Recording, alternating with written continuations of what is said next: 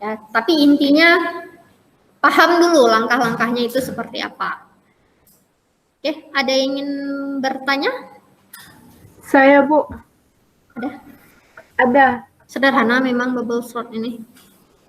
Saya, Bu. Itu slide-nya dalam satu waktu ya?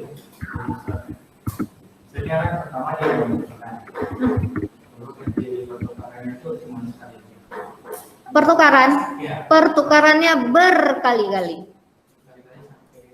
Ya. Tapi kalau data yang kita punya misalnya data pertama kecil, kedua besar, itu makin banyak waktu yang menjadi pertukaran. Ya, ya. Nah, kenapa? Karena memang bubble sort ini berikutnya sebetulnya ada penjelasannya ya. Nah, ini. Nah, pada slide yang ini ya kode programnya ini swabnya ini saya pisahkan pada metode yang lain. Nah, sebetulnya kalau pada prakteknya sebaiknya tidak usah dipisah. Nah, kenapa tidak usah dipisah? Karena proses pemanggilan fungsi atau metode ini biasanya juga memerlukan waktu. Ya, jadi kalau memang datanya itu sedikit nggak ada masalah, tapi kalau datanya itu ribuan, puluhan ribu, ratusan ribu, nah itu akan memakan waktu untuk memanggil suatu metode selain daripada metode yang sedang bekerja sekarang. Nah, jadi memang pada prakteknya sebaiknya yang proses swab ini itu letaknya di dalam sini. Kenapa ini saya pisah? Supaya lebih paham. Kenapa lebih paham? Nampak aja langsung bahwa yang atas ini proses pengujiannya ini hanya sekedar menukar data. Ya, hanya sekedar proses penukaran data saja. Oke, nah tadi ada yang bertanya, bagaimana dengan waktu yang digunakan? Efisiensinya itu seperti apa? Berapa kali kita melakukan pengujian? Berapa kali kita melakukan loop, kita uji, kemudian kita tukar? Nah, kita lihat di sini. Nah, misalkan kita ada 10 data. Kan, 10 data. Pertama sekali, berapa kali kita melakukan pengujian? N kurang 1.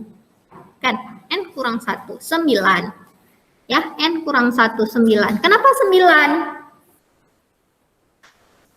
Kan kita bandingkan data yang berhampiran, ya kan? Kan bukan N-nya. Kalau N-nya ada 10, berarti kita bandingkan 1, 2, 2, 3, 3, 4, 4, 5, 5, 6, nah, dan seterusnya. Berarti berapa kali? 9 kali. Ya, 9 kali kita melakukan pengujian. Itu baru loop yang pertama. Nah, loop berikutnya berapa kali? 8. Kenapa udah jadi 8? Karena yang paling ujung udah terurut, kita nggak utak-atik lagi. Data yang kita pertimbangkan sudah berkurang. Kalau tadi data yang kita pertimbangkan itu ada 10, pada loop yang berikutnya data yang kita pertimbangkan tinggal 9. Sehingga pengujiannya berapa kali? 8. Loop berikutnya seperti apa? Berkurang lagi jadi 7. 6, 5, 4, 3, 2, sampai terakhir 1. Sehingga kira-kira, nah kalau hanya 10 data, maka kita memerlukan 45 kali pengujian. Ya, 45 kali pengujian. Nah, kalau dalam bentuk matematikanya, bentuk matematisnya itu bisa kita tuliskan seperti ini. N kurang 1 tambah N kurang 2. Ini apa ya? Saya lupa nih. Teori apa ini ya dulu? N kurang 1 tambah N kurang 2 tambah N kurang 3 tambah titik-titik dan seterusnya tambah yang paling terakhir 1. Apa tuh? Faktorial. Beda. Kalau faktorial kan yang tanda seru itu kan. Apa ya? Lupa saya. Tapi intinya N kurang 1 jika ditambah dengan N kurang 2 tambah N kurang 3 tambah N kurang 4 tambah N kurang 5 dan seterusnya sampai terakhir tambah 1 itu sama dengan N kali N kurang 1 per 2. N kali N kurang 1 per 2. Ya. Jadi N-nya tadi berapa? 10. 10 kali 10 kurang 1? 9. 9 per 2. 9 per 2, 4,5. 4,5 kali 10, 45. Betul ya? Nah, di N kali N kurang 1 per 2. Oke, nah jadi maknanya apa? Algoritma bubble sort ini memerlukan berapa kali perbandingan? Ini kalau kita sederhanakan jadi berapa nih? N kali N kurang 1 per 2. N kali N kuadrat kurang N per 2. Paham? Nah, ini sebetulnya apa kalau kita pisahkan dia, N kuadrat per 2 dikurang dengan N per 2. Minggu lalu udah saya bahas bahwa kompleksitas waktu kita akan melihat yang paling tinggi, ya, worst case scenario, atau yang paling tinggi waktunya. Mana yang paling tinggi waktunya? N kuadrat. Bagaimana dengan data konstan ini? Apakah perlu kita pertimbangkan? Tidak, ya. 2 itu angka konstan, jadi tidak perlu kita pertimbangkan. Antara N kuadrat dengan N, mana yang lebih besar? N kuadrat. Oke, N kuadrat. Jadi maknanya algoritma bubble sort itu memerlukan N kuadrat per 2 kali perbandingan. N kuadrat per 2. Nah, kemudian berapa kali dia tukar nilai? Itu baru perbandingan ya, if-nya saja. Ya, N kuadrat per 2 itu baru if-nya saja. Apakah item data pertama dengan item data kedua itu lebih kecil atau besar, itu baru N kuadrat per 2. Bagaimana dengan proses swap-nya? Tukar posisinya, berapa kali dilakukan? Ya, sekitar N kuadrat per 4 kali pertukaran nilai. Kenapa bisa N kuadrat per 4 kali pertukaran nilai? Kita lihat kembali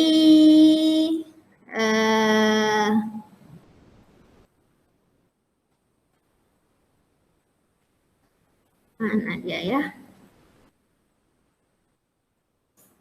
Nah, proses penukarannya ini ya, proses penukarannya itu letaknya di sini kan? Letaknya di dalam loop yang innernya ini ya. Kalau ini kita anggap dia sebagai yang paling luar, ini yang paling luarnya ini adalah N.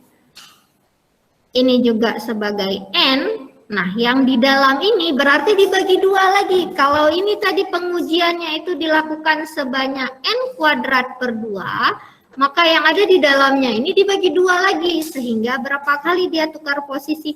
Maksimalnya N kuadrat per 2 bagi 2. Berapa? N kuadrat per 4. Jadi tukar posisinya itu bisa dilakukan sebanyak, paling banyak N kuadrat per 4. Oke. Nah, kan digabung 2 kan? Ya, minggu lalu udah saya jelaskan bahwa algoritma ini kita tambah-tambah, kita lihat mana yang paling banyak. Nah, antara N kuadrat per 2 dengan N kuadrat per 4, mana yang lebih besar? N kuadrat per 2 lebih besar, ya kan? Nah, kemudian karena N kuadrat per 2, 2-nya ini adalah konstan, kita tidak akan mengambil kira nilai tersebut. Nah, sehingga apa? Kompleksitas waktu untuk bubble sort itu yang kita ambil kira hanya N kuadratnya saja. Berapa kompleksitas waktunya? O, big O notation-nya itu adalah O N kuadrat. Paham? Aduh, Mas hari ini.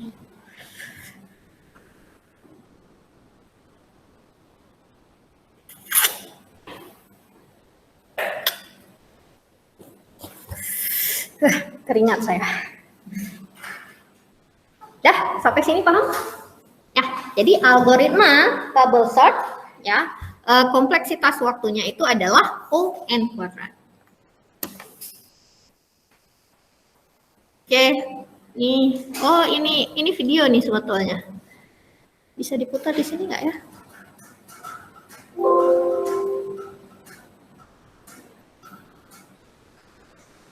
Nah, ada videonya nih. Kita lihat videonya. Prosesnya itu seperti apa? Cuma kencang kali videonya. Nah, ini tahapan pertama. Ya, tahapan pertama nanti jadi posisinya 47, 50. Kemudian 38, 44, 15. Cuman kencang kali ya, jadi nggak nampak prosesnya. Nah, tapi intinya inilah dia yang dikatakan sebagai algoritmanya itu tadi. Ya, algoritmanya itu tadi maknanya dia akan dibandingkan data yang data pertama dengan data yang berikutnya dibandingkan. Jika memang harus ditukar posisi, maka dia akan melakukan penukaran posisi. Oke, nah kita lanjut. Berikutnya adalah selection sort. Nah, selection sort. Selection sort ini atau dalam bahasa Indonesia bisa kita artikan pengurutan seleksi. Nah, kenapa namanya pengurutan seleksi? Select itu kita pilih kan? Ya, select itu kita memilih data. Nah, kenapa kita pilih data? Karena proses pengurutannya itu dengan cara kita pilih datanya, ya, pilih datanya dan kita letakkan dia pada posisi yang kita inginkan. Ya, jadi kita mengurutkan datanya ini dengan meletakkan nilai tertentu yang kita pilih pada posisi terakhir secara berulang. Nah, sehingga apa? Selection sort ini karena dia melakukan proses pemilihan, ya, memilih itu maknanya dia akan mencari. Nah, jadi selection sort ini adalah gabungan ataupun kombinasi dari proses sorting dengan searching. Ya, jadi ada dua algoritma barengan sekaligus digunakan pada proses selection sort ini. Kita mencari data yang kita inginkan, kemudian kita pindahkan dia. Ya. Nah, apa langkahnya? Nah, langkahnya temukan nilai yang paling kecil di dalam data. Nah, cari nilai yang paling kecil. Nah, disinilah dia terjadi proses searching. Nah, cari mana nilai yang paling kecil.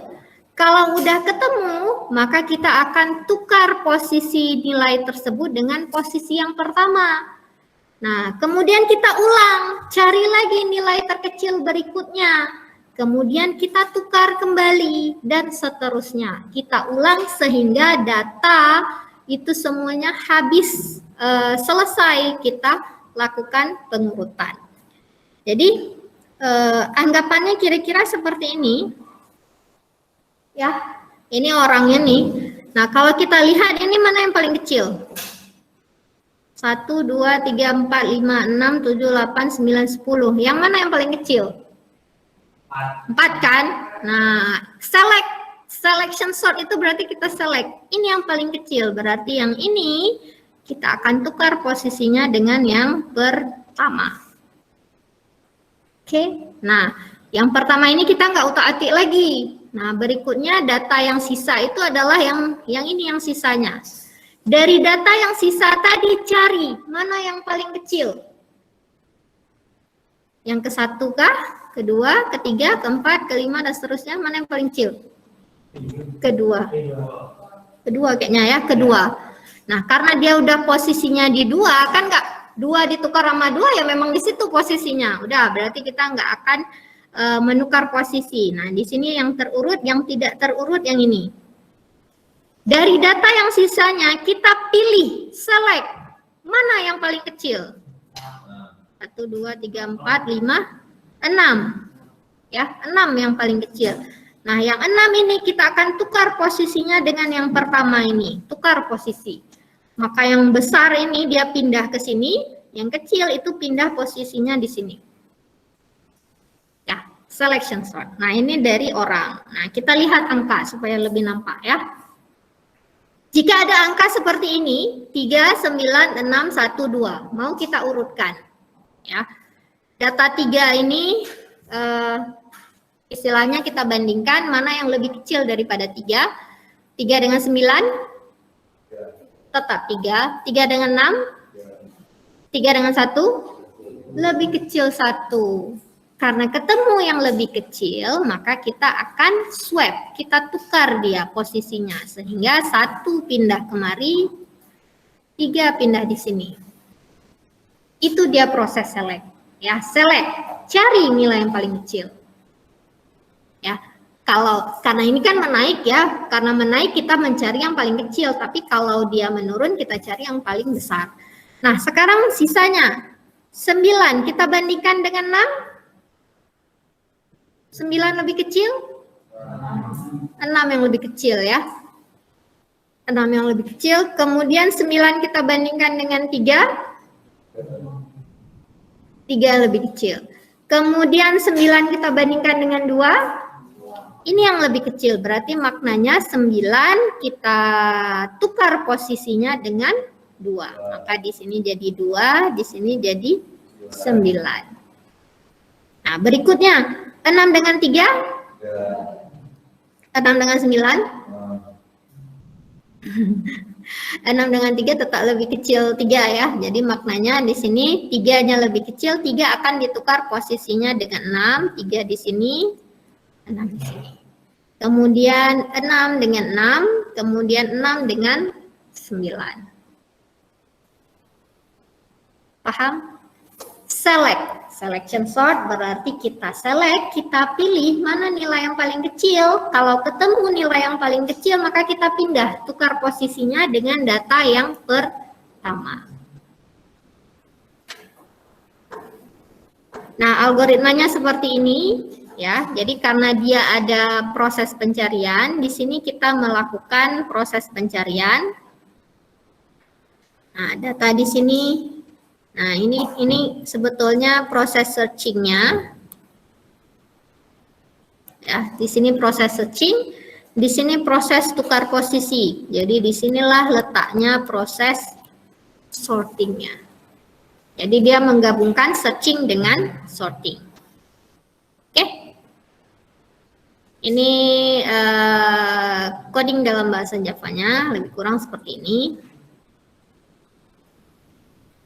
Nah, sekarang kompleksitas waktunya, efisiensi daripada selection sort. Berapa kali kita melakukan perbandingan?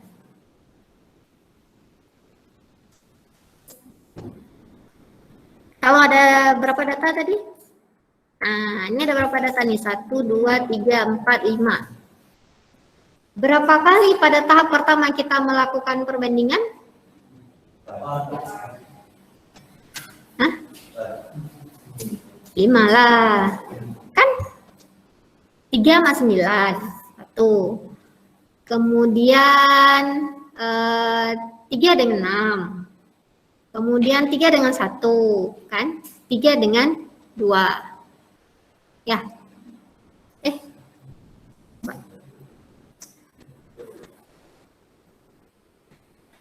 Ya. Jadi berapa kali di sini? 1, 2, 3, 4. 4 ya. 5 datanya ya. Perasaan saya datanya itu ada 6. Sorry, silap saya. Oke. Nah, jadi maknanya pada tahap pertama, ini tadi tahap pertama berarti ada 4 kali. Yang berikutnya berapa kali? 3, berikutnya 2, berikutnya 1. Jadi sama ya, mirip seperti bubble sort tadi, di mana di sini adalah jumlah n kurang 1 tambah n kurang 2 tambah titik-titik tambah 1 berarti n kali n kurang 1 per 2. Nah, ini dia. Oke, nah kemudian, jadi maknanya proses pengujian atau perbandingannya sama seperti bubble sort, yaitu n kali n kurang 1 per 2.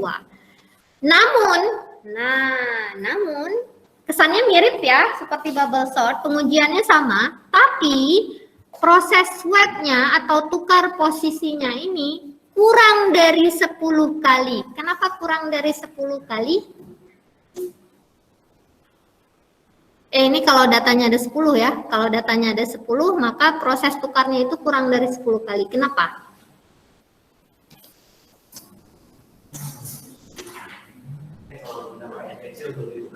Ya, betul sekali.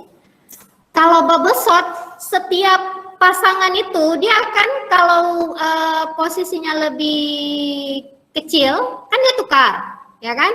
Sampainya lagi, kalau posisinya lebih kecil, tukar lagi. Jadi kan berulang kali dia melakukan proses tukar posisi. Nah, bagaimana pada selection sort? Kalau udah ketemu yang paling kecil, barulah dia akan melakukan proses tukar posisi. Ya, jadi secara proses tukar posisinya menjadi lebih efisien. Nampak perbedaannya di mana? Ya. Nah, jadi makanya proses tukar posisi atau swab pada selection sort ini, jika datanya ada 10, maka akan dilakukan kurang dari 10 kali.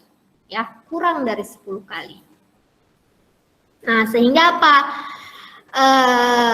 Pengujiannya sama seperti bubble sort, yaitu N kali N kurang 1/2, tapi proses swabnya itu yang lebih sedikit dilakukan. Ya, lebih sedikit dilakukan. Nah, namun karena tetap pada big O notation, ya, big O notation, ini kan seperti tadi saya sederhanakan jadi N kuadrat per 2 dikurang dengan N per 2, sehingga yang kita ambil hanya nilai yang paling besar. Tetap saja big O notation atau worst case scenario untuk selection sort itu tetap ON kuadrat. Sama-sama N kuadrat. Tapi, nah ada tapinya, pada selection sort, proses penukarannya itu menjadi lebih sedikit dibandingkan dengan proses bubble sort. Paham? Kalau siang memang sudah mulai di awang-awang biasanya ya, mengantuk gitu kan. Ya, kalau siang saya di rumah juga istirahat juga. Oke.